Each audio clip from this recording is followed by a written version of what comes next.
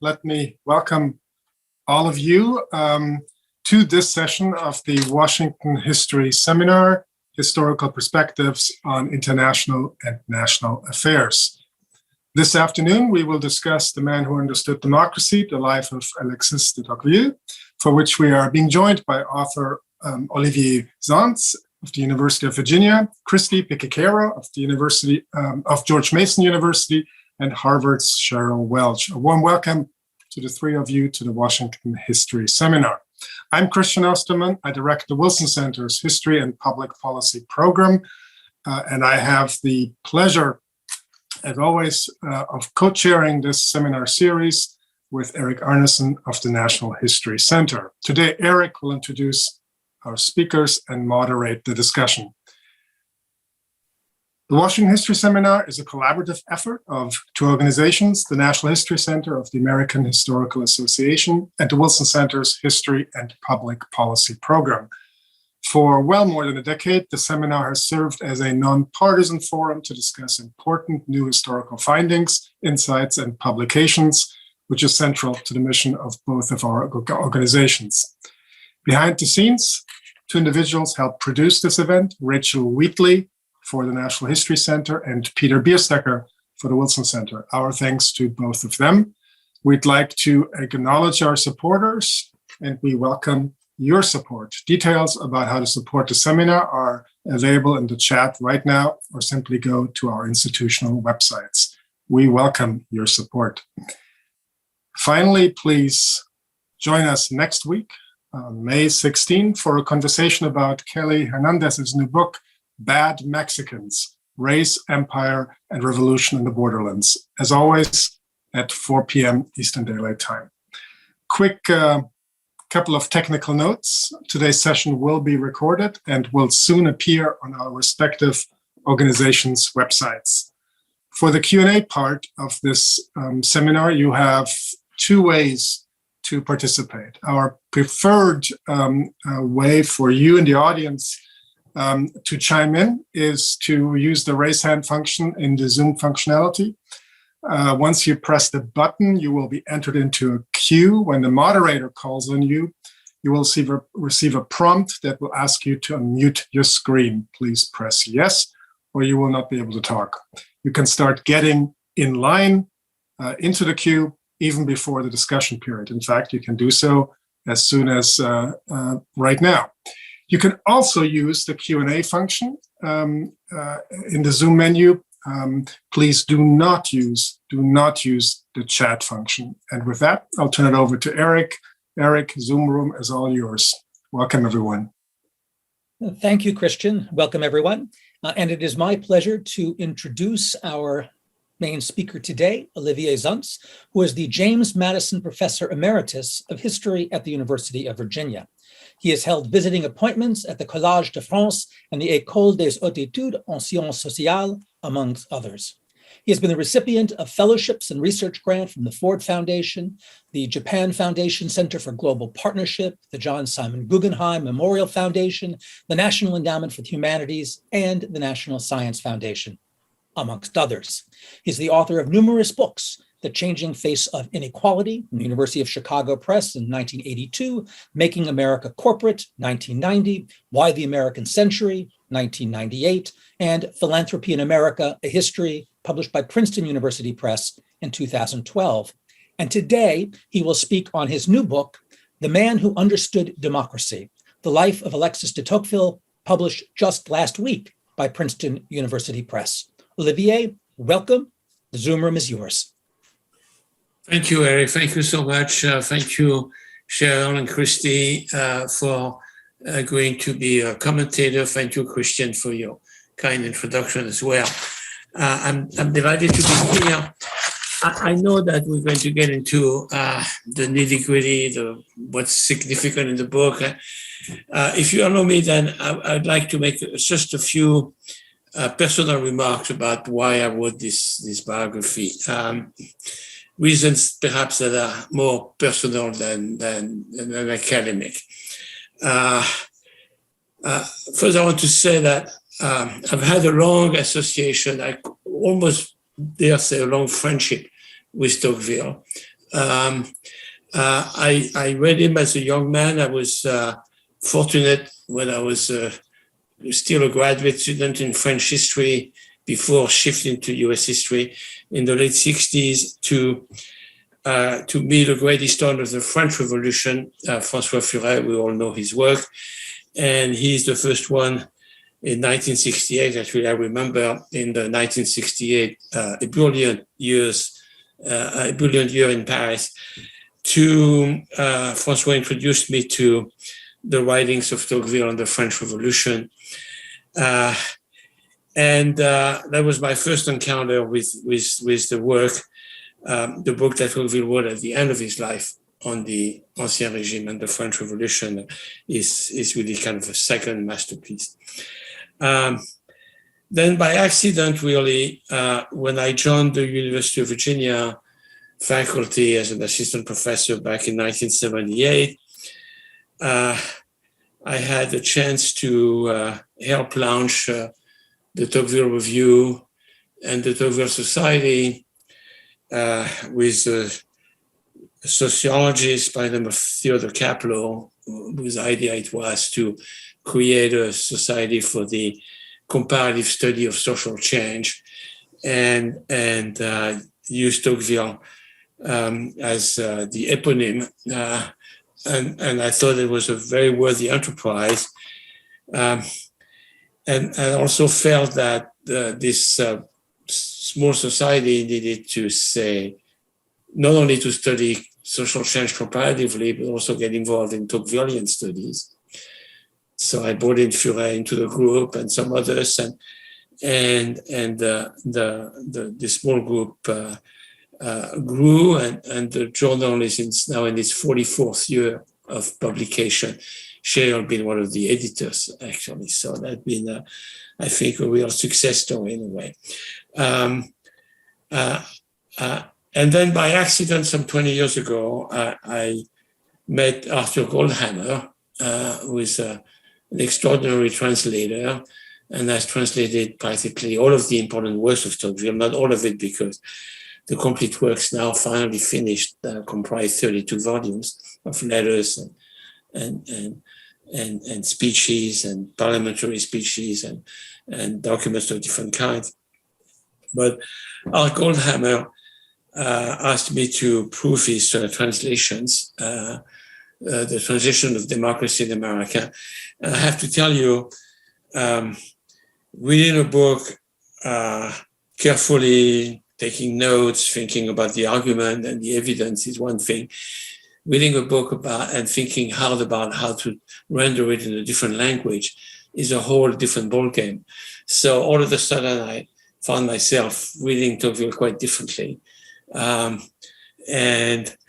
then entering into an almost daily conversation with the translator, with Arthur, to think about ways in which to modify slightly, improve slightly, because it was already almost perfect, his translations.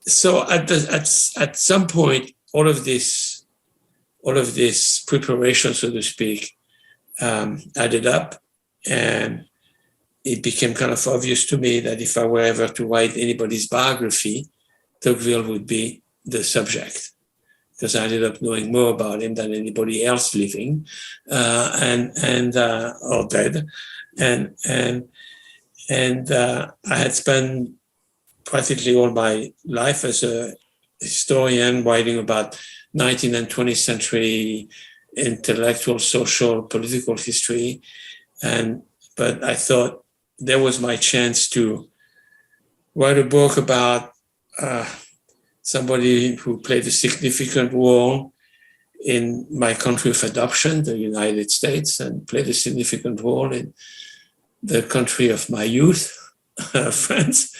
And so I wasn't going to miss that opportunity. And I felt that I learned an immense amount in doing it, and also had a chance to reconnect with, to put together in a formal way many of my ideas about the two cultures and deepen them.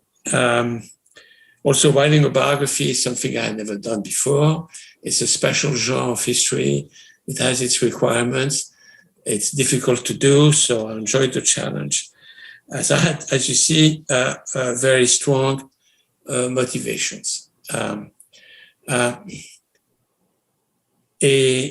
I was especially fortunate also to make this decision at a time when finally all of Tocqueville's work was coming out or was being published, was available in wonderful transcriptions, most of it already published, and if it's not published, about to be. Tocqueville had a very short life. He died at 53. He was born in 1805, died at 53. So his life was cut short by tuberculosis, but he had a very full life as a writer. 3 major books, Democracy in America, his recollections of the 1848 revolution, not intended for publication initially, and his book on the French regime he never finished. But to him, it was more important, to Tocqueville, it was more important to be a politician than to be a writer. And he worked very hard at being a politician. History feels that he was not such a successful politician, but he was a serious one. He put a lot of work into it. And would many reports on major issues of the time, the abolition of slavery in the French colonies. Tocqueville was a lifelong abolitionist. The conquest of Algeria, he was a colonialist. He spent a lot of time trying to reconcile church and state in French political life. He devoted much time writing speeches, and his speeches were beautiful. He was not a great public speaker, so his speeches actually are better read than listened to. Altogether, including the correspondence, Tocqueville's complete works comprise 32 volumes. And I must be one of the few people in the world having read them all. But my friend François Meloniaux, who was directing the publication of Tocqueville's complete works, they began publishing them in 1951. They finished this year. So it took 72 years. They were not in a hurry, obviously. But she was generous enough to share with me everything that was still in press. So I had the benefit of everything that I could read. And I felt that was really extremely good. I want to say about maybe more scholarly reasons why I undertook this biography. I felt that we needed a new one, badly so. The classic biography by André Jardin, published years ago, is very good, covers Tocqueville's life very well. It doesn't attempt to make any significant connection between the intellectual work and the political work, which I thought was a great gap in it. And it doesn't attempt to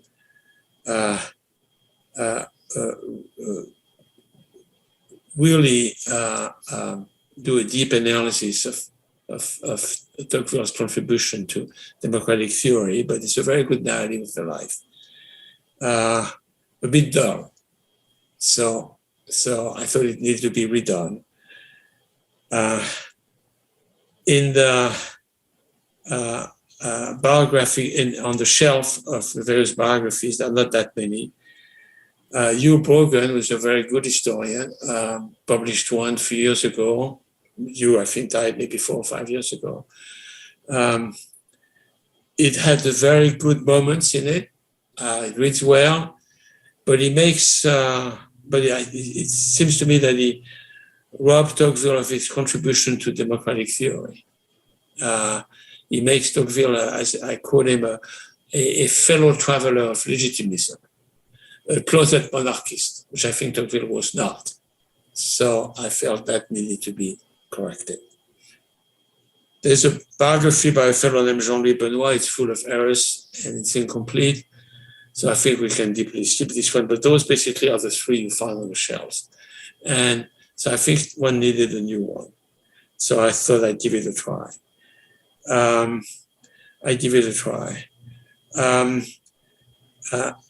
One of the great, one of the best moments I had in working on the book was in reading Tocqueville's letters. He was a wonderful letter writer. He must have written letters just about almost every day of his life. He often repeated himself in letters. You know, when you have 5 or 6 people you write to, you take segments from one and you produce it in another, but that's okay. I ended up, as I said, developing some kind of friendship with him in reading his letters, even worrying about how we'd respond to this or to that or the other. But now, okay, here's the work done, and it's for you to talk about it. So thank you for agreeing to do so. Thank you very much. We have 2 commentators this afternoon.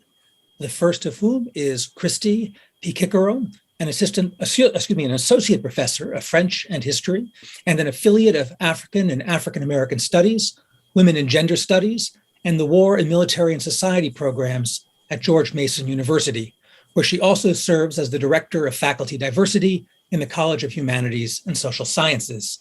She has held multiple fellowships at the Stanford Humanities Center, the University of Cambridge at King's College, the École Normale Supérieure in Paris, the University of St. Andrews Center for French History and Culture, West Point Military Academy, and the Society of the Cincinnati. She is the author of The Military Enlightenment, War and Culture in the French Empire from Louis XIV to Napoleon, published by Cornell University Press in 2017. It was a finalist for the Oscar Kenscher Book Prize for Best Interdisciplinary Book in 18th Century Studies. Christy, welcome. The screen is yours. Thank you so much for that kind introduction. It is such a pleasure to be here to discuss Olivier's biography of Alexis de Tocqueville. Here it is, and I'll be citing from it in just a couple of minutes. I want to begin by saying that I absolutely devoured this book. So congratulations, Olivier, on this outstanding authoritative biography of Tocqueville. And I want to say that I can't wait to teach it alongside Tocqueville's writings. I'm sure that many of our colleagues will soon be doing the same. So thank you and congratulations for this work. In addition to being richly researched and detailed, it's beautifully written and structured. It's a real page turner, I think, and it read to me in many ways as a kind of non-fictional Bildungsroman, a sort of tale of the coming of age of one of history's greatest political theorists of democracy. So I found it particularly rewarding as a historian and as an educator to conceive of the making of the man, his education, his quandaries, his relationships, his political and spiritual engagements, his greatest and persisting aspirations, his fascinating and at times devastating blind spots, alongside the genesis of his celebrated works. And I agree that this is one of the really strong and important contributions that this biography is making, is bringing these two sides together. For those of us who teach Tocqueville to undergraduates and especially to graduate students of history, or for people who are interested in the work of the historian in our methods and on trying your hand at them, I think that this glimpse into the life and work, and I want to make a distinction between work as travail, the hard labor that goes into the making of history, rather than work as œuvre, meaning the sort of body, the final product. So looking at this side of the travail, of the labor of Tocqueville as an intellectual and a politician, is informative of the historian's practice. And I think it demystifies the sense of intimidating genius that I think some people come away with when they look at the oeuvre, when they look at the finished product, at these incredible works that Tocqueville produced. So with this in mind, I wanted to say a few words about the complex vision of Tocqueville that emerges from the biography before posing just a couple of questions for Olivier and for all of us to think about. So first, for those of us who know Tocqueville's work, and in particular, Democracy in America, one can be struck at times, and Olivier, I found this so interesting that you had a sense of building a type of friendship with him by engaging with the broader corpus of his work, including his correspondence. I think that sometimes one can feel, even in Democracy in America, a sense of the intimate, of a kind of intimate tone and narrative voice that is recognizable, that can give the reader a sense of proximity to Tocqueville, a sense of knowing or understanding the author in some way. But generally speaking, Tocqueville often appears in curricula and on people's reading lists as a giant of political philosophy, as a foundational historian and interpreter of American democracy and the origins of the French Revolution. And in this way, Tocqueville can feel very distant and indeed disembodied from this perspective. And he can therefore fall into the category of what Carol Amusa Dennis calls the unmarked scholar. And I just want to say something about this notion of the unmarked scholar. So in her chapter, Decolonizing Education, a Pedagogic Intervention, and this is in the edited volume, Decolonizing the University, came out with Pluto Press in 2018, edited by Gurminder Bambra, Karam Nisanglo, and Dalia Gabriel.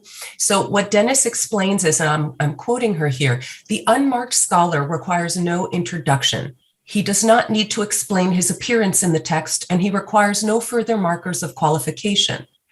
What the unmarked scholar says is more important than who he is. He speaks from that place which is just there, that place which is no place, end quote. For Dennis, repositioning and reinterpreting the disembodied authorial voice of the unmarked scholar through reconstructing an embodiment in geopolitical context is a key to decolonizing practice. And so I want to note here that Olivier's biography of Tocqueville opens up this possibility in important ways. And in reading the book, one realizes how little one actually knows about Tocqueville and his life, and how valuable an embodied ethnographic approach to thinking about Tocqueville, his milieu, his travail, and his oeuvre can actually be. So I wanted to make that point.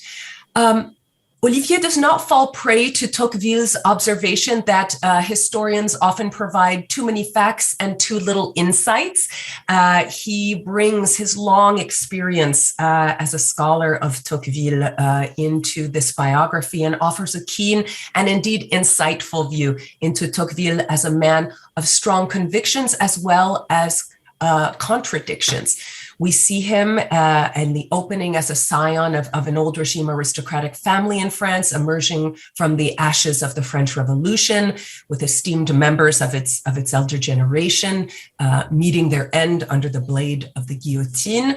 We see him as a naive traveler to America, who saw things before he knew anything, or seemed to know things before he had even the historical background to interpret them. And I shook my head seeing that he had never read Condorcet, and you really showed us the process of his education, Olivier, over time. These people are not born with a type of genius that allows them to know all things or to touch a book to their head and to understand.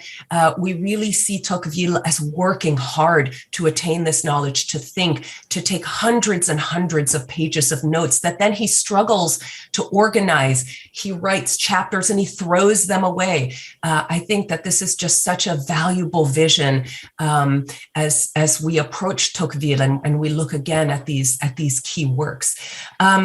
We see him as an eyewitness to America's greatest crimes, to the Indian Removal Act, to the Trail of Tears, to chattel slavery, upon which he comments, and that also strikes his traveling companion Beaumont in very strong ways.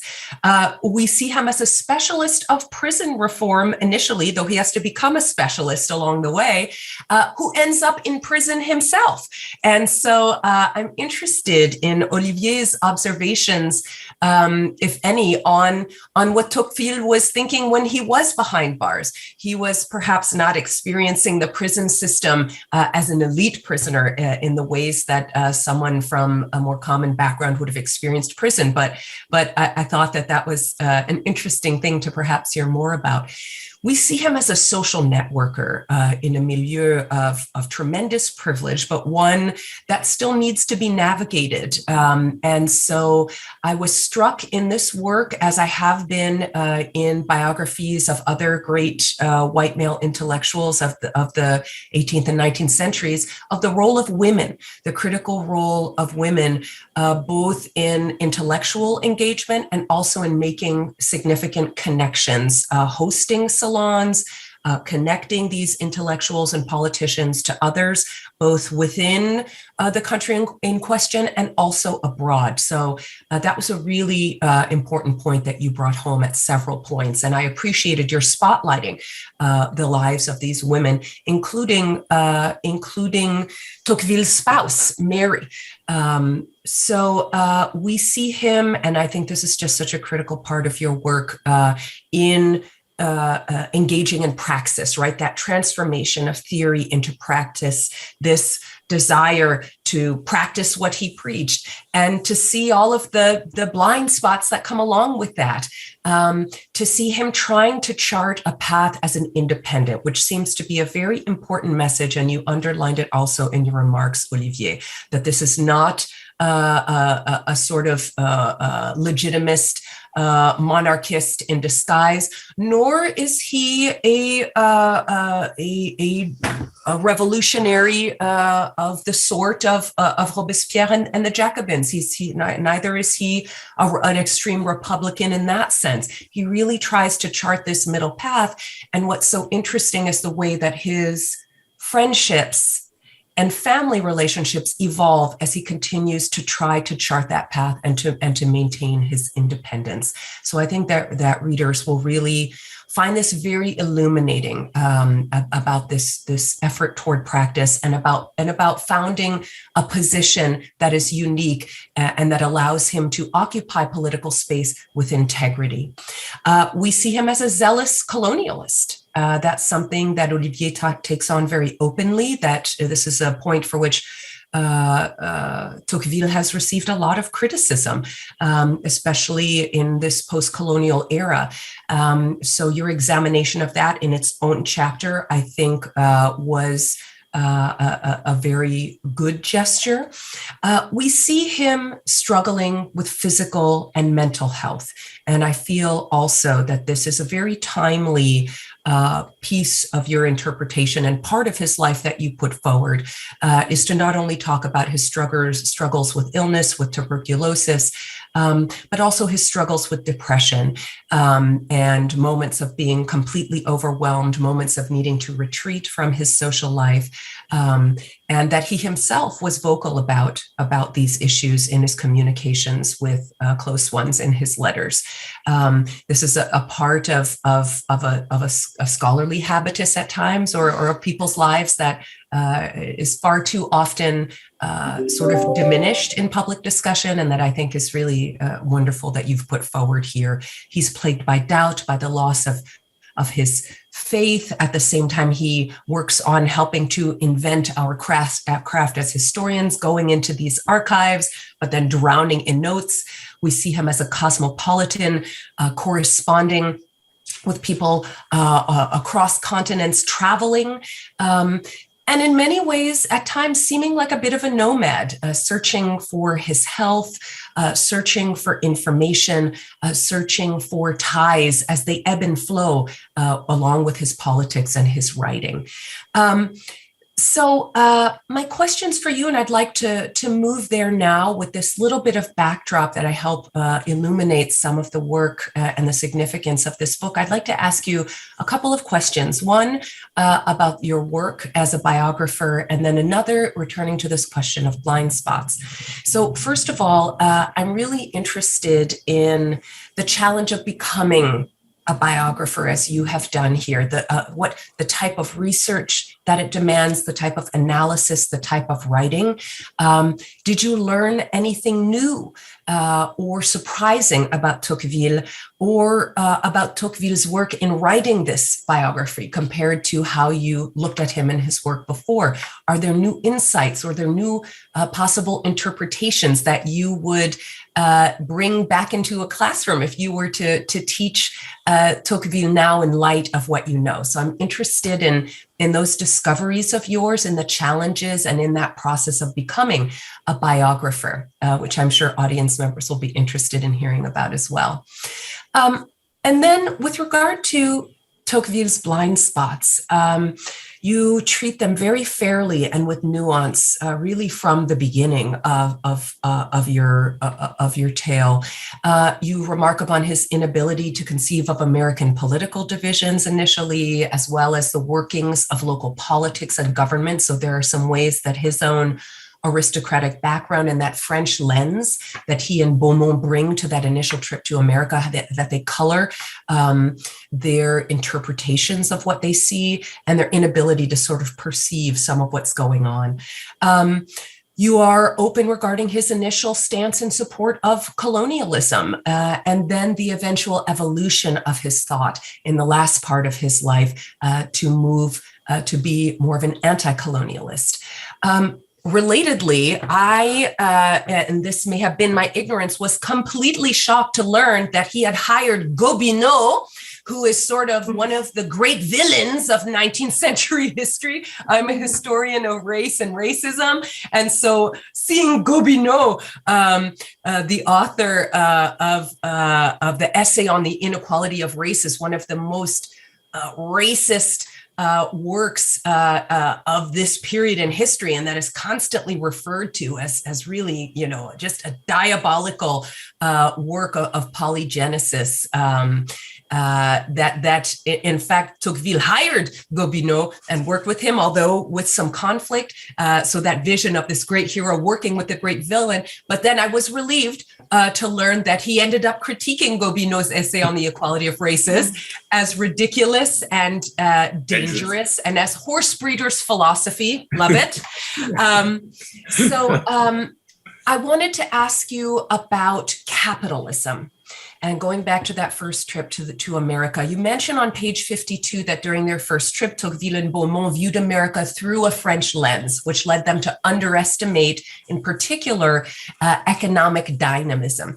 And I'm curious about your take regarding Tocqueville's understanding of American capitalism in relation to democracy, where he attributes or in some ways conflates the two by folding the former into the latter, it seems to me. And I wanted to just read from page 89 in the book. And this is, you're quoting Tocqueville here, and he's describing Cincinnati. And it's sort of particularly interesting in this question, where we see comments about the busyness and energy of business chalked up to democracy. He says, everyone has come to make money. Nobody was born here. Nobody is keen to stay here. No one, absolutely no one, is idle. No one is engaged in intellectual speculation, and everyone is occupied with something to which he dedicates himself with passion. Nobody has any notion of an upper class. The jumble is complete. Democracy is unlimited. So I'm quite, for me, reading through that lens of his blind spots that you brought forward, thinking about the ways that ultimately he's conflating democracy and American capitalism, and wondering if you wanted to flesh that out a little bit more for us here. And then, of course, another blind spot that's of interest to me is his silence in the Ancien Régime and the French Revolution on French slavery. As you likely know, in his seminal work, Silencing the Past, Power and the Production of History, Michel Rolfe-Trouillot lists Tocqueville among historians and writers who are guilty of silencing. And I won't read a quote from that work, although I have them because I want to wrap things up here. But this notion of neglecting a part of French history that is obvious and significant and central to conceptualizing the function of the 18th century Ancien Régime before the Revolution.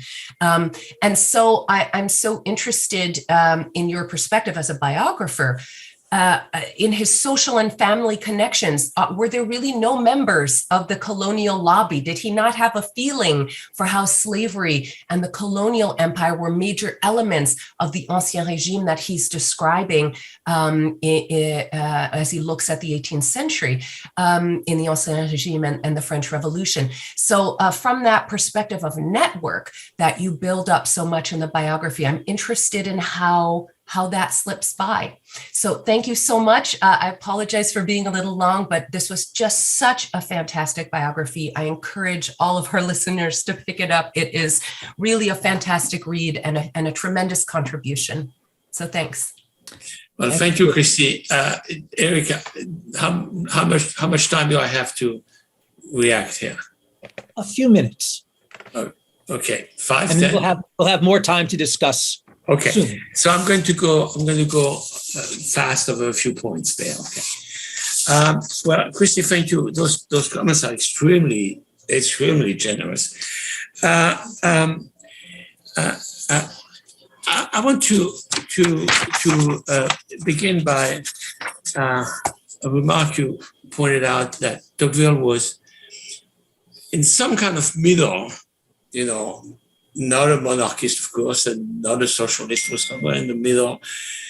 And it's something that is often said, of course. He wanted to be an independent, wanted to strike his own line, but it was somewhere in the middle. But what I want to say is that the middle for Tocqueville the center is not an easy place to be. It's a very demanding place. It's not a compromise place. Something I've always difficulty to explain. It's looking for a way to transcend opposites, not to reconcile them. And I think that's an effort all along he wants one of the great discovery, of course, of the American trip. And I'm of course talking here only for the white male population, and Tocqueville was quite conscious of this. As a lifelong abolitionist, also a word about the slavery thing right after. But one of the great discoveries was that equality could be a source of liberty for people. Well, in Tocqueville's world, as a young man and before he lived, and for all of his friends and family members, equality was a bad word. It was leveling. It was the end of privileges, the end of prerogatives for people like him. And one of the great discovery of the American travel is that there was a society where, at least for a large segment of the population, equality could be a source of freedom. And that was and then at some more abstract level, equality and liberty were one of the same, because if everybody's equal, then you're free. And if you're free, everybody's equal. But we can get into those speculations further down. One very quick word about the connection with slavery and family members involved in the slave trade. Well, the only one I know who for sure was involved in the slave trade, briefly, I think, but nonetheless involved for a couple of voyages, was Chateaubriand's father. Chateaubriand, of course, a great romantic novelist, writer, a model not only for Tocqueville. Now, Chateaubriand was Tocqueville's guillotined uncle's brother. So Chateaubriand's aunt had married Chateaubriand's, the writer's older brother. Both went to the scaffold in 1794. And there was a relationship between Chateaubriand and Tocqueville. As Chateaubriand visited his nephews, Tocqueville's father was their surrogate father. But the long and the short of it, adopted them. The long and short of it is that there was at least this one connection. That's the only one I know. Whether a discussion of the slave trade had a place in the book on the old regime, I personally don't think so, but we can talk about this later, because I don't think that was the part of the argument it was trying to build for that book. Anyway, I want to on the same level, talk a second about Gobineau. Of course, when Tocqueville hired Gobineau, he was a young man who was promising, had some literary talent. He hired him as a research assistant. He liked him. It's only later in life that Gobineau got into this crazy historical theory of the decline of races through intermixing, and became the kind of father of biological racism in a very naive sort of way, because it was all done as a kind of an intellectual construction to impress members of the French Academy of Moral and Political Science. And Tocqueville said, wait a second, those ideas are dangerous. They're going to fall in the wrong hands. And you're a fool. But yes, what was interesting to me in this conversation is that is the parallel Tocqueville made between this kind of biological racism and predestination, Calvinistic predestination, which is really remarkable. Anyway, quickly on some of the other points, if I have a second still to make. Tocqueville on capitalism. Tocqueville compares Algiers to Cincinnati. He went to Algeria. Says, hey, this is Cincinnati in African soil, on African soil. It was quite remarkable. Tocqueville didn't have a great deal of understanding about economics. I was really not his forte. Neither had Beaumont, for that matter. And by the way, both had very different notions of America. When you read Pearson's classic text, Tocqueville and Beaumont in America, Pearson very combined those two sources and made them one text. It's like Tocqueville and Beauville, if you will. But in effect, they had very distinct understanding of America. But Tocqueville didn't really have a whole lot to say about American capitalism, except a sense of energy, and maybe this notion, very significant, that there was more to capitalism than sheer interest. It was something that he called self-interest properly understood, the connection between private gain and the common good, which I think is a very important part of Tocqueville theory. So that is the extent to which I think he made a significant connection with kind of a positive understanding of capitalism. Maybe the last thing I'll say, because I don't want to preempt anything here, and I know Cheryl has and we can go back to all of this. I really wanted in this biography, as a historian, I was really interested to figure out how Tocqueville figured it out.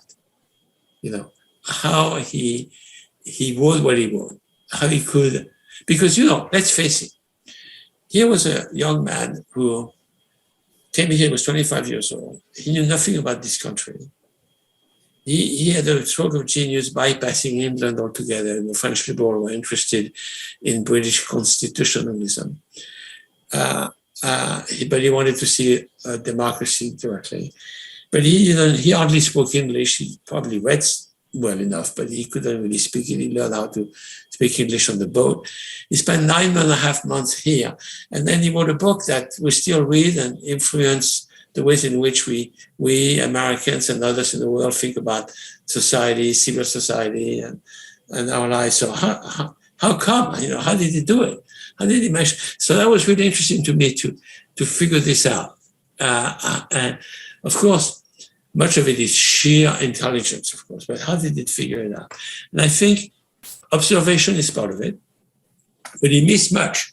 He saw much, but he missed much. I mean, like he traveled through the upstate New York in 1831, 32, 31, mostly late 31, in the midst of the religious revival along the Mohawk Valley, and never heard of the Second Great Awakening, and he hardly talked to Protestant ministers because he wanted to talk to Catholic priests because he was anxious to tell his mother that he was going to church and attended Mass. So it was one thing, he wrote wonderful letters to his mother about that. But the only Protestant minister he talked to were prison chaplains, and yet he said extremely important things about American religion. They were just right on the money. So how come? How did he do it? I think observation was part of it. Comparison was a big part of it. Comparing between not only France and America, but France and England and America. England became the kind of the tertium quid. The British trips he took before Volume 1 and then in between Volume 1 and 2 were critical. And then later on it became Germany in these overall comparative schemes. So there was observation, there was comparison, but then how did he fill the gaps? I think sheer invention, sheer intelligence, sheer creativity, putting things together. And people realized it. John Stuart Mill said as much about Tocqueville.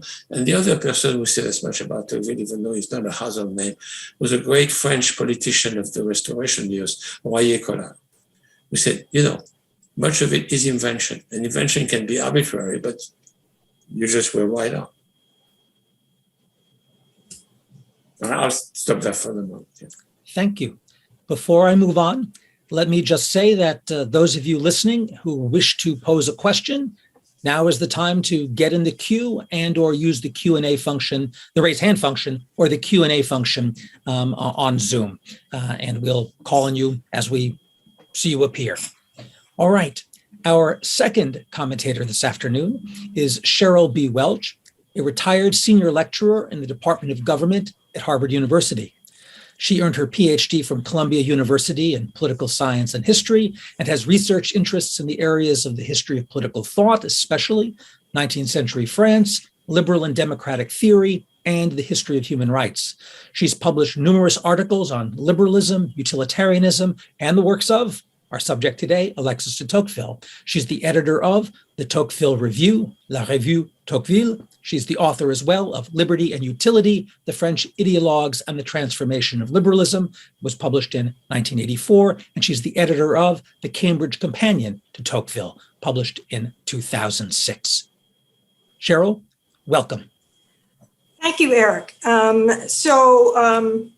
Thank you so much for this invitation to speak. It's such a pleasure to be here to discuss Olivier's new biography of Tocqueville.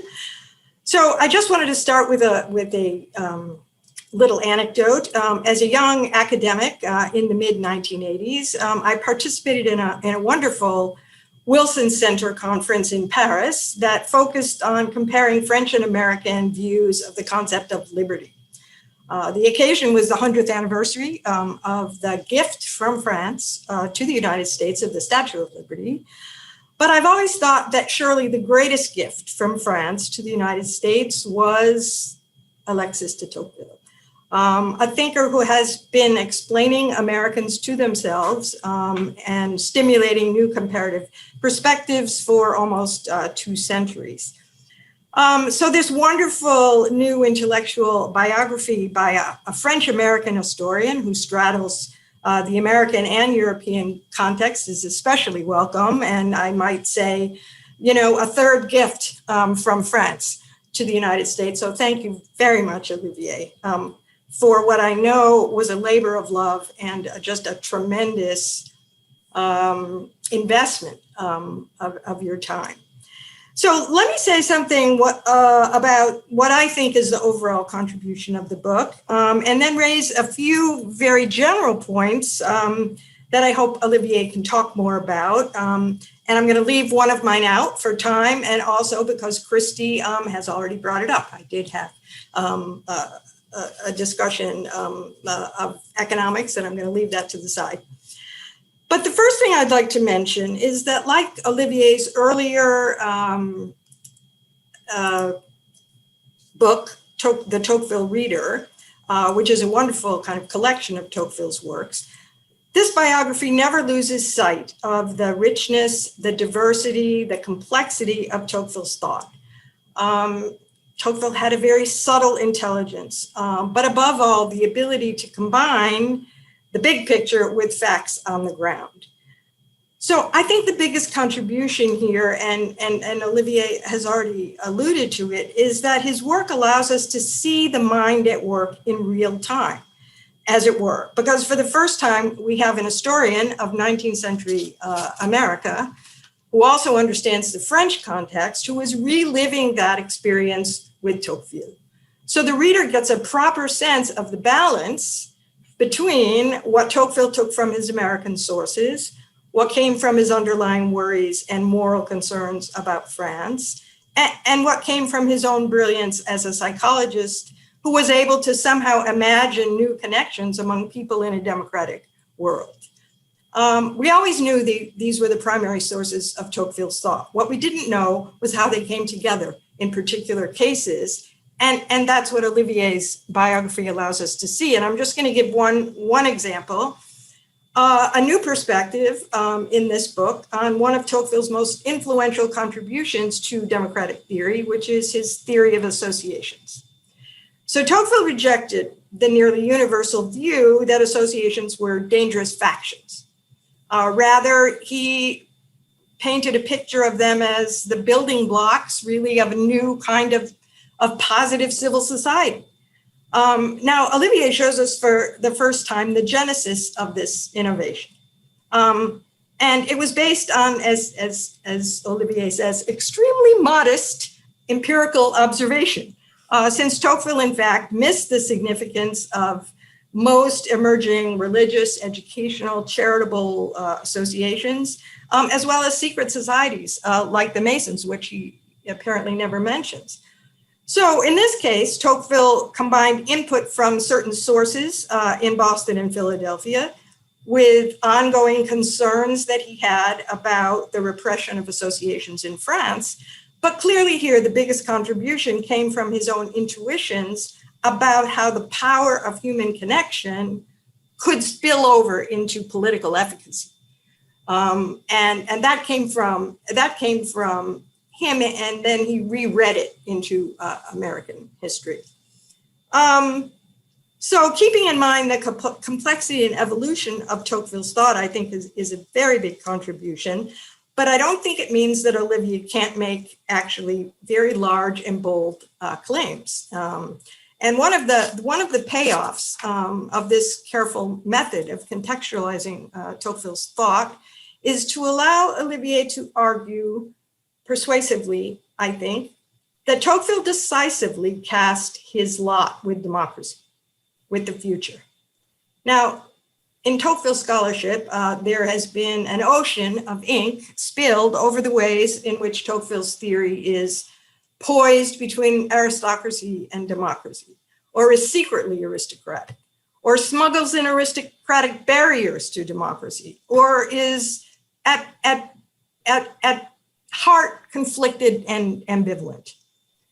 Now, without ignoring Tocqueville's hesitations or the nuances of his thought, Olivier argues that Tocqueville's commitment to democracy was sincere and was based on deep conviction, not because he was resigned to something that was inevitable, which he was, but because he was in his own distinctive way, and Olivier sort of allows us to see that, attracted to the normative power of a democratic vision of universal justice. This is often not very clear in Tocqueville or even denied by many scholars.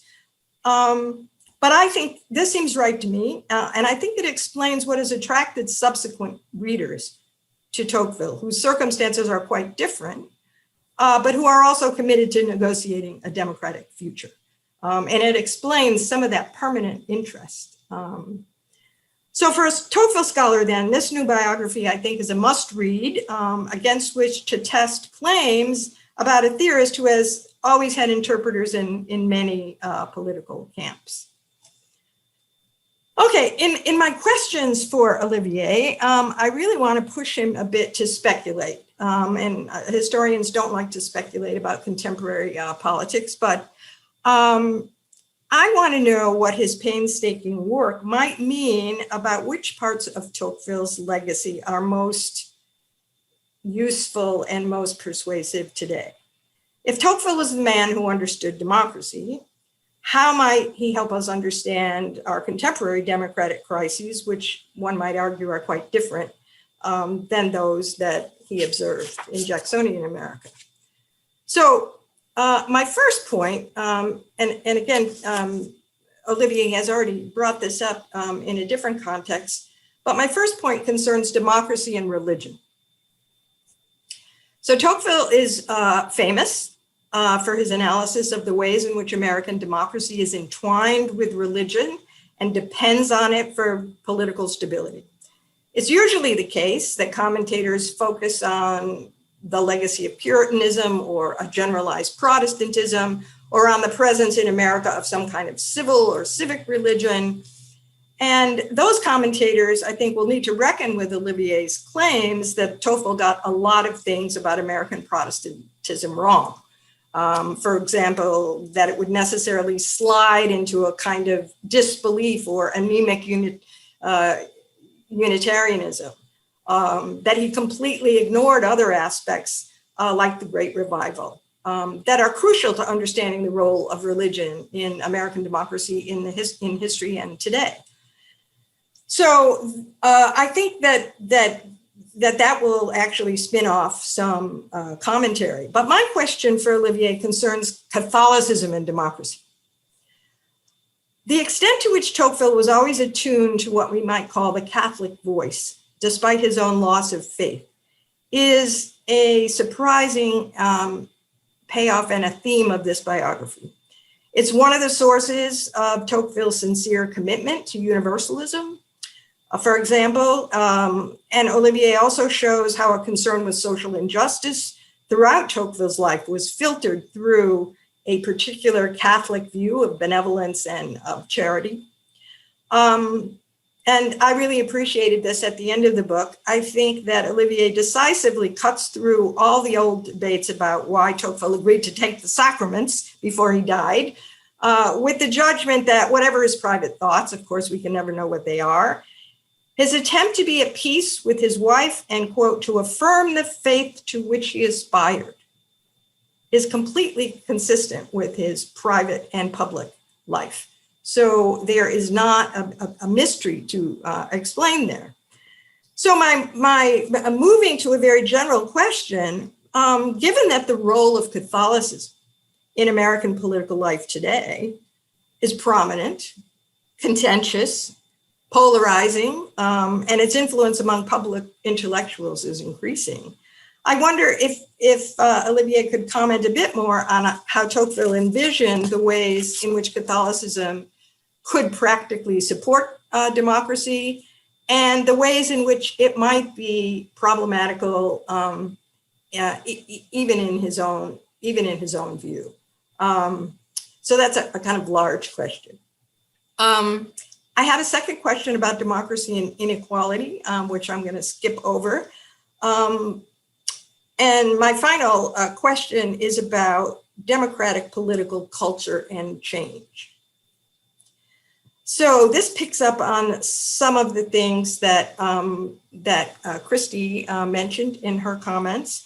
But one of the lessons of both democracy in America and the old regime is that stable democracy works only when it's supported by certain values, ideas, attitudes, beliefs, customs that are ingrained in the culture. And we know what these are. According to Tocqueville, it's a sense of common citizenship, respect for law, awareness of your own rights and the rights of others, practical political experience, a sense that one's own self-interest is linked to the collective good. And these values lead to certain virtues: pragmatism, the ability to cooperate and compromise for some long-term goal, humility about what is possible in politics. But these values and virtues were precisely what were missing in Tocqueville's France, and arguably what are in very short supply in contemporary America. Despite profound differences from 19th century France, in some ways we look more like 19th century France than Tocqueville's America.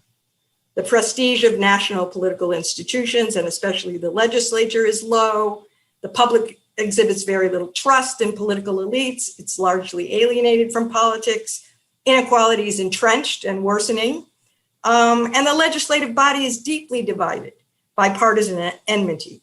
In mirroring deep social divisions in the country, mutual toleration is rare. The habit of painting your rivals as enemies or traitors is common. And here I think of your wonderful introduction to the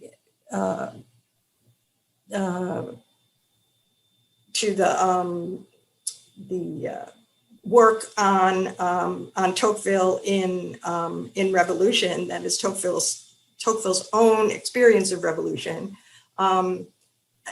in which he expresses a lot of these views. So it's also, if it ever existed, the healthy political culture that Tocqueville celebrated has clearly decayed in the US, and it seems we face what he feared: polarization, the collapse of shared values and norms, and the decay of civic knowledge. It's also a lesson of Tocqueville's work that political cultures are very sticky and very difficult to change by political and legal means. But it strikes me on reading Olivier's account of Tocqueville's political career that using politics and law to transform a toxic culture was precisely the difficult task that Tocqueville set himself in France of the 19th century. Unlike some of the accounts of Tocqueville's career in politics, Olivier takes his efforts as a politician quite seriously. He recognizes some modest successes in the areas of social reform.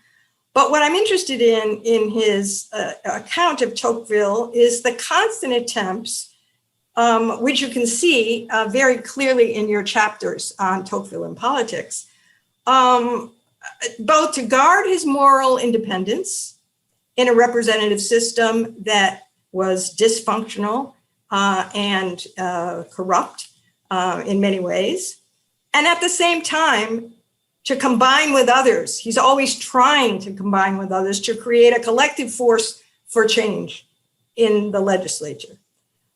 He never squared that circle, but neither did he give up until he was sidelined by Louis Bonaparte's coup d'etat.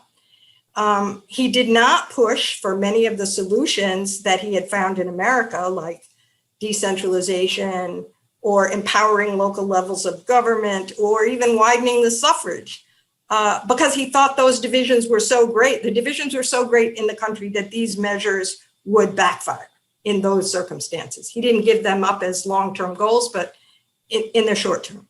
So what did he do? He hoped to educate the political elite to provide exemplary leadership, to develop their proper role in the legislature as the moral and deliberative center of politics, and to push for gradual change.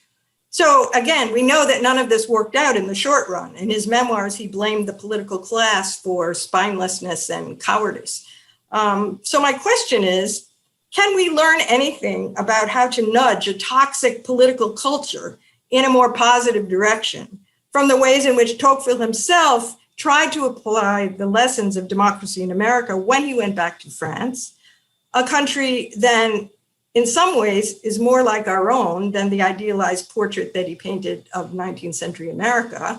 Or is this story of Tocqueville in politics another cause for pessimism? After all, it did end in revolution and the longest period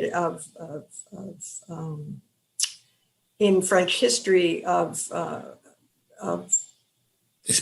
kind of democratic despotism, in Tocqueville's words. So, perhaps unfair to push 21st century problems onto Tocqueville, but it's so compelling that I would love to hear what Olivier has to say. Thank you. Olivier. Okay, well, I want to begin with just a small anecdote that happened just a couple of weeks ago. And forgive me if this comes with a little bit of advertising, because I don't need any more advertising than I got today. I got plenty of it. But the French edition came out also at the same time as the American edition. I have a copy of it right here. And it's the first time in my book, usually, the translation is beautiful. I can say that because I was not a translator, but I wrote it in English, and one of my students, who's a wonderful writer, translated it, and then I worked with her on the final copy, of course. She's not only a student, but also a good friend. And Fayard published it, and I was in Paris a couple of weeks ago, and the book just came out at the same time as this one. For the first time in my life, usually there's a year or two difference, but it just so happened. And so there was an interview I had on France Culture, and it was, of course, in the midst of the elections, of the French elections. So the topic couldn't be more, what's the relevance today? It's just so we had and one of the figures that everybody was discussing was the level of abstention in the French election. 28% abstention, very high abstention. And on this radio program, there was this other fellow who argued that there was nothing wrong about abstention. It was actually a political fight. It was a political statement. You didn't have a candidate you could approve because it was either the extreme right or a kind of traditional right, authoritarian. And so a third of the population was totally justified not to show up. And I disagreed with that. And I said, well, I live in a country where there's a great push by conservatives to suppress elections. And abstention is not the way to go. So we had an interesting debate about this, which is to say, Cheryl, there's no easy answer to the question you asked, although I think you probably knew that. But okay, we live in a toxic political culture. The point that we resemble, the culture that we are fought against in France. That is this idea that the opposition needs to take over. The opposition, once it gains the center, then takes over and govern in the name of the people, which Tocqueville thought was the French political malady, the French political disease, and which happens to become an American political disease right away. So right now, so there is this similarity, and I want to rephrase somewhat Tocqueville's message. You said it's education. I think Tocqueville's message was that democracy is a difficult regime to maintain. It requires effort. And this notion of effort is a notion that runs through Tocqueville's discourse all the time. Like liberty is not something where you can do whatever you want. Liberty is the ability to achieve your best. It's something quite different. It's this positive liberty, to use this language. It's a liberty of achieving. And so And what's most difficult to succeed there is to build the habit of liberty. And creating a habit is work. So there's a great deal in Tocqueville's message about how to be a democrat. It's a constant effort. And it's an effort on the part of all of us.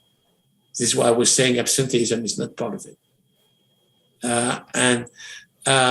So I think if there is, because again, I think if there is a value in reading Tocqueville today, it's not about a description of America. Americans especially tend to read Democracy in America with a number of questions. What did he get right? What did he get wrong? And mostly, did he like us? Because I'm a French American, so we feel we want to be loved.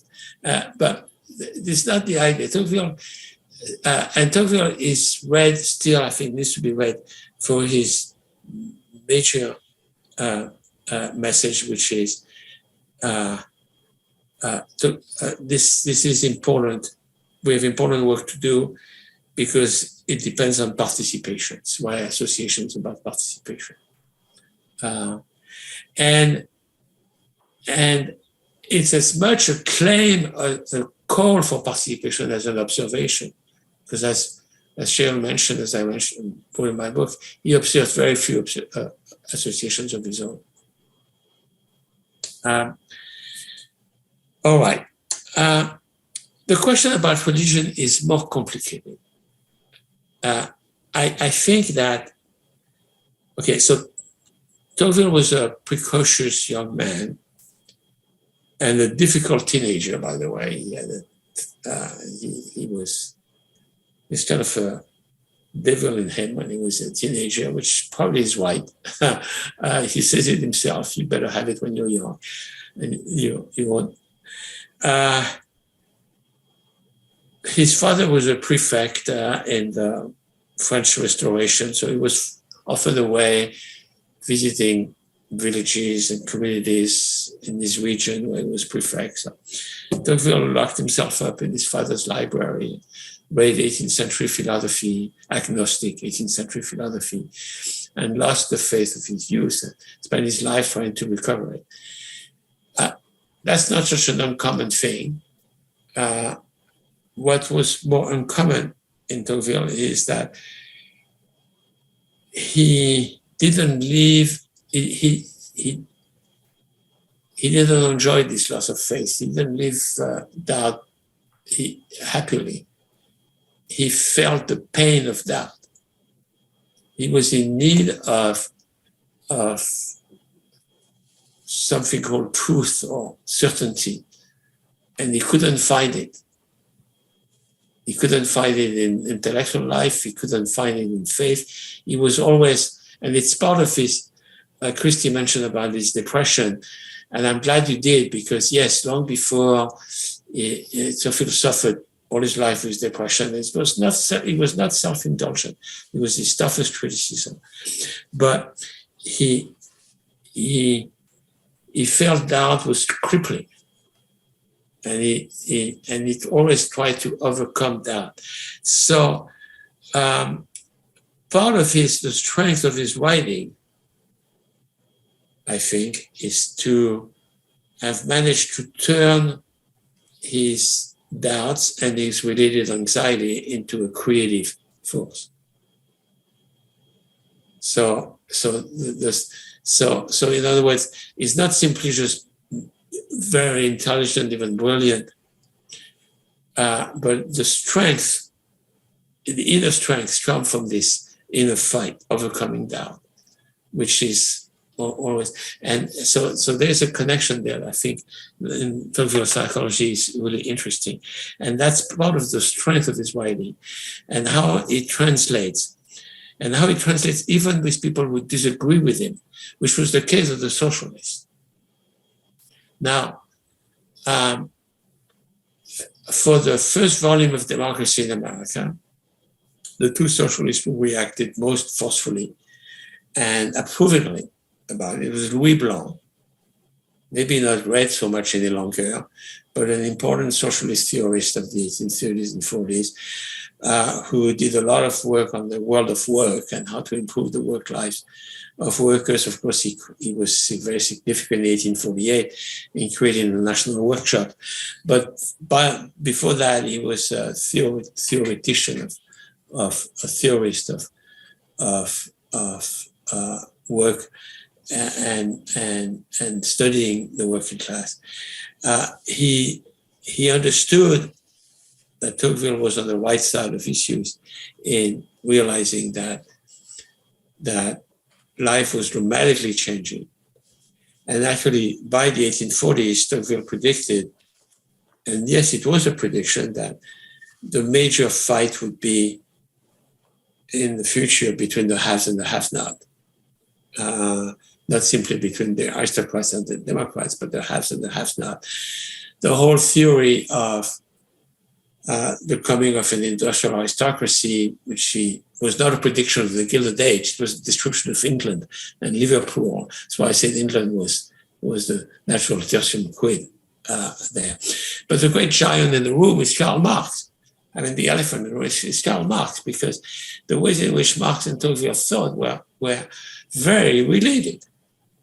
They thought in class terms. Now, Marx read Tocqueville, and he mentions it. Tocqueville, of course, never read Marx. I was not in the cards. But even though the two overlapped in the reading rooms of the British Museum, in the renovated British, they signed up in the same month, in the same year.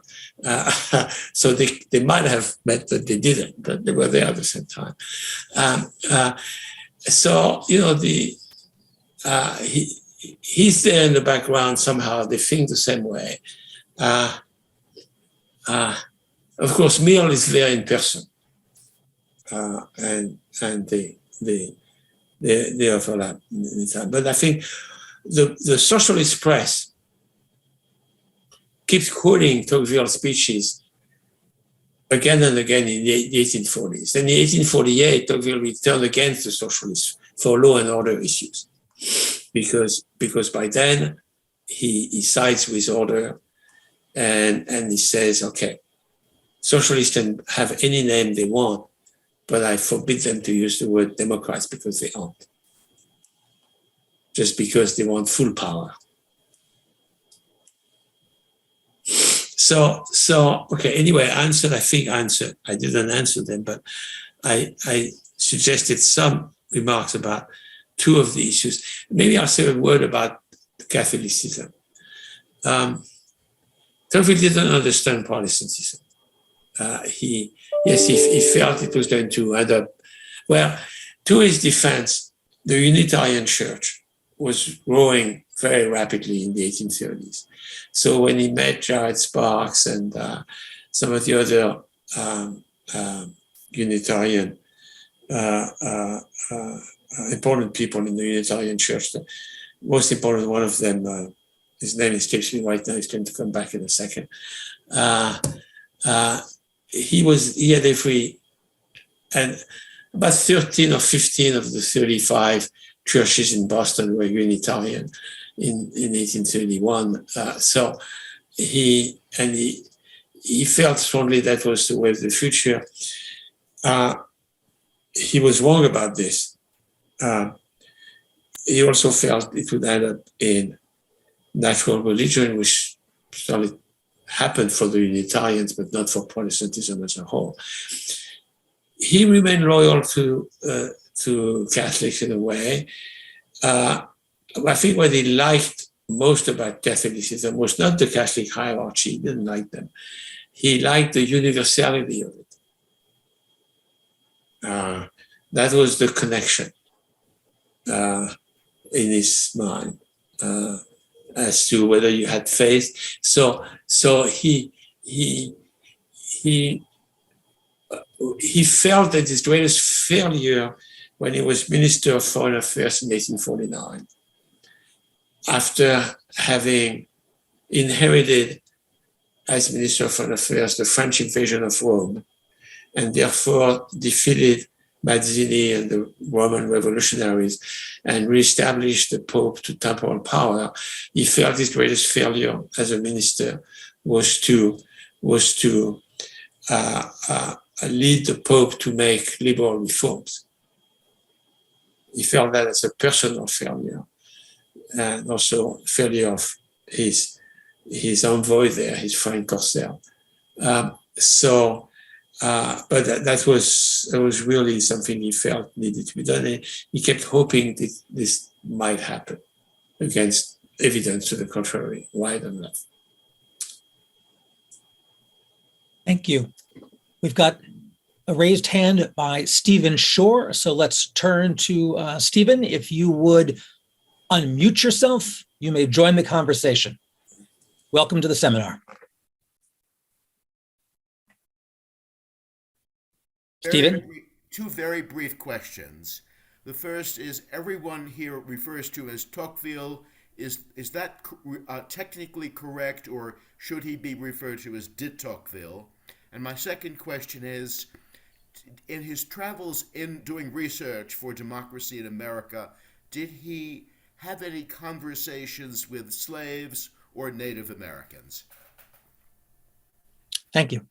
Okay, the first question is very short. The answer to it is very short. I'll make the other one short too, but in French, you don't use the particle. So you refer to people of nobility by their last name without using the de or d. I think in English you can go either, but it's a matter of how you decide to go. I think the French way is becoming more common in the English language. Well, the English way used to be more common in the English language. That is to say, if you read books of the 40s and 50s, 60s, you still see de Tocqueville more often. But I think it begins to change in the 80s and 90s. And so I would say you can't go wrong either way, so long as you're consistent. This is what your copy editor will tell you. On slavery, Tocqueville met, I will answer shortly, Tocqueville met slaves in the South, but he lived in Tennessee for a week in the house of small slave owners, poor white slave owners. Slavery was very widespread, not only in plantations, but many poor whites who owned 1 or 2 or 3 slaves. And Tocqueville, he entered the plantation once, often of the boat and back to the boat, but didn't really visit the southern plantation. But he spent a week in a home in Tennessee. He was actually sick traveling, and there were 3 slaves in the house, and it was a modest home. The man was a postmaster, and he remarked that he never did any work, only gave orders. Native Americans, Tocqueville met them 3 times during his trips. The first time, he was extremely distressed at their sight because it was in upstate New York. They were poor and drunk and begging, and he was very distraught because they didn't correspond to anything he had in his imagination, coming from the ideal view from Chateaubriand, Rousseau, of the noble savage. And there they were. He had another vision of them like that in Buffalo, and just before crossing the Great Lakes. But the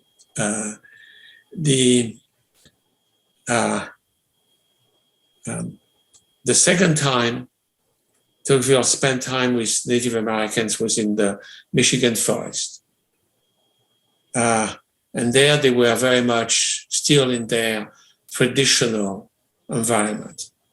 So they were as close as possible to Tocqueville's idea of their lives before the destruction of their habitat and their environment.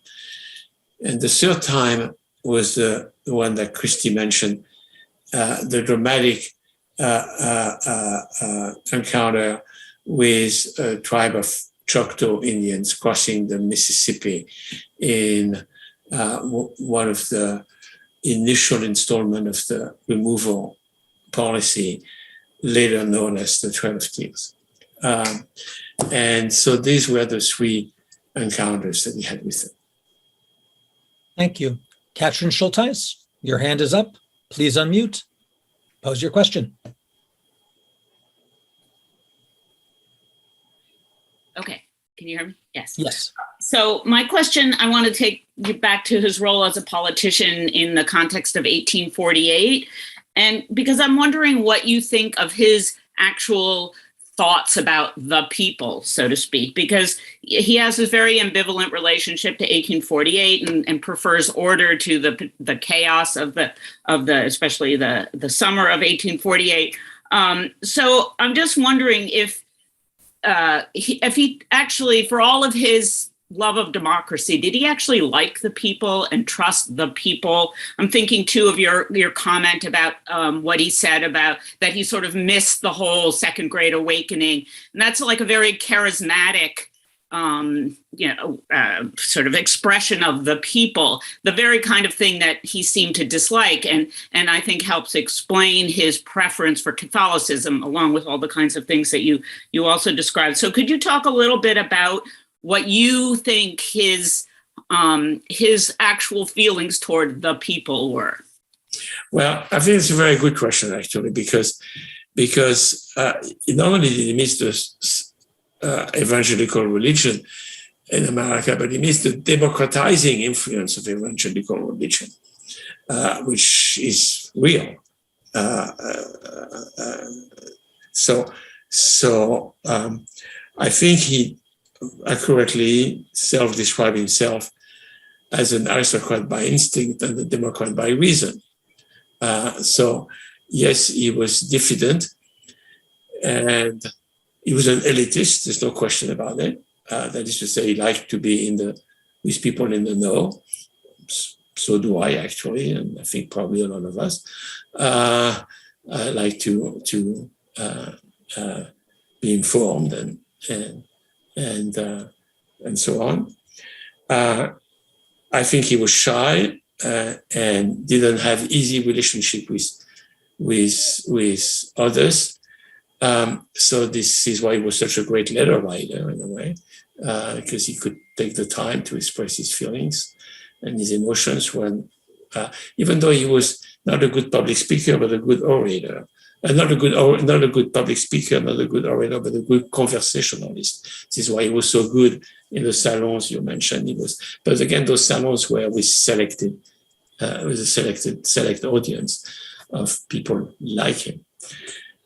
So I think, yes, there is a populist dimension, so to speak. I don't use the word negatively, but a connection with the people that he totally missed.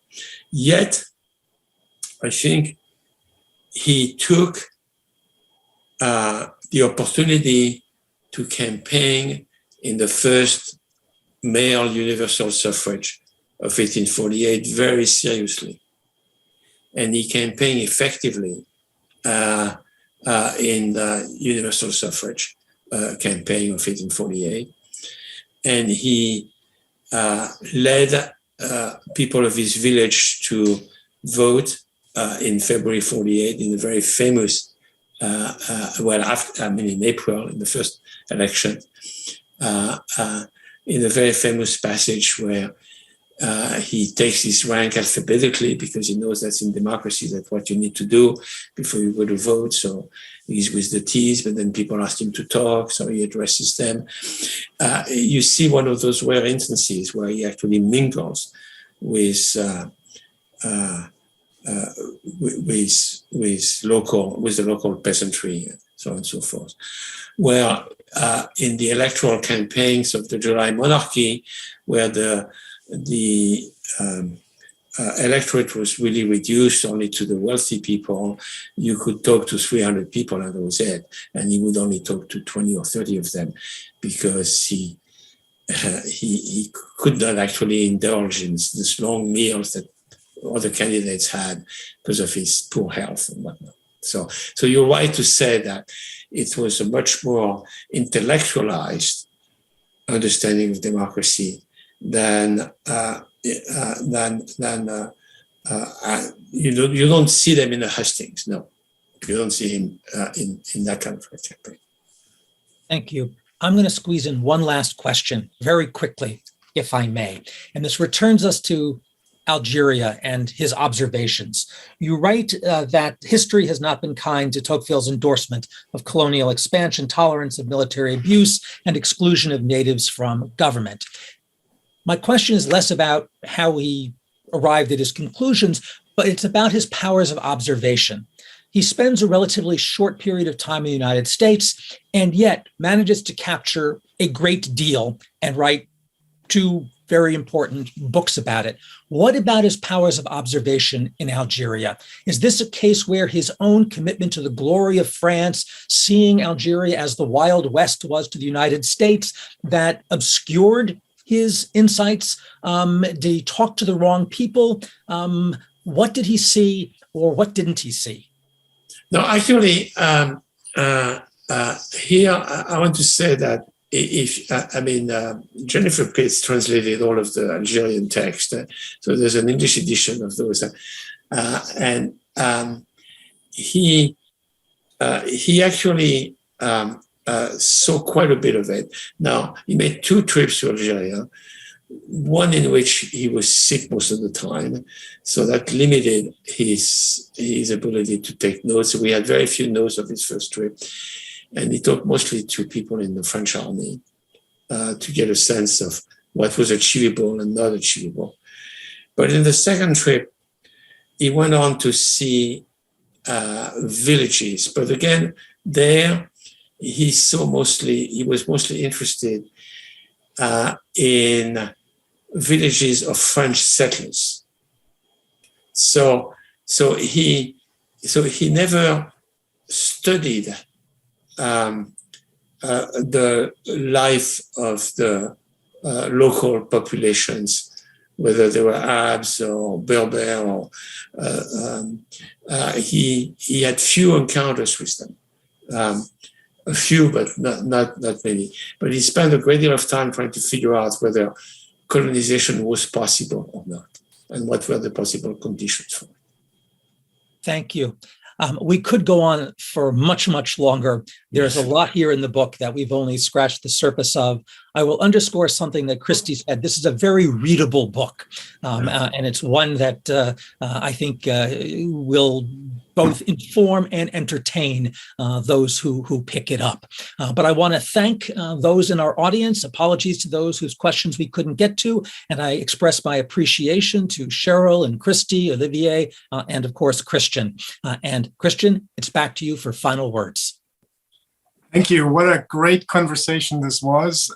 Thank you all. Thanks, Olivier, Christy, Cheryl. And of course, Eric, please join us next week, just as a reminder, May 16th, for a conversation about bad Mexican race, empire, and revolution in the borderlands. Thanks again. We're adjourned. Stay safe and good night. Take care.